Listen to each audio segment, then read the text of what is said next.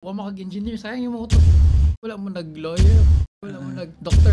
Mas dako ang rate sa una. Ikaw, Jess, growing up, makumpare man gud ka sa imong agi sa imong papa. Kumusta? Okay ra? Yeah, actually challenge siya. Nabay mga sakit nga nadungog ni mga Yeah, actually, nakoy mga like relatives o kanang family friends o na nga, ingon sila nga, uy, wa makag-engineer, sayang yung mga utak. Gabi, wala mo nag-professor, wala mo nag-lawyer, wala mo nag-doctor, inanabi tao. So, yeah, actually challenge siya kay, so ano mo pag-keep up sa income, inanabi tao.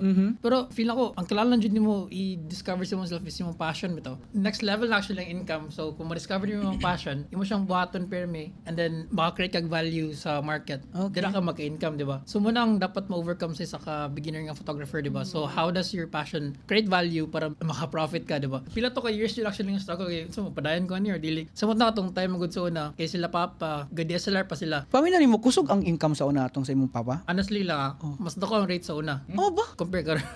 Mas dako ang rate sa una compare karon. Kasi sa una magud increase karon.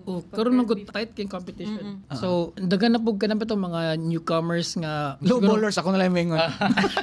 somewhat, yeah. Let's say, ubos sa grade pa do kanang bitong like makikibong market. Okay. Then kabalo po sila because nana sila guide, nakita na nila sa agi sa mga OG ba. Yeah, so lisod na kayo mo break sa market siguro at this point. Pero although nandiyo gyapon na if kanang creative jud ka, medyo dense ang market. So feel ako dapat lang jud overcome sa isa ka beginner is kana dapat i-learn sa jud nila ang craft and then before sila start business, then learn po sila business para at the same time mo profit sila.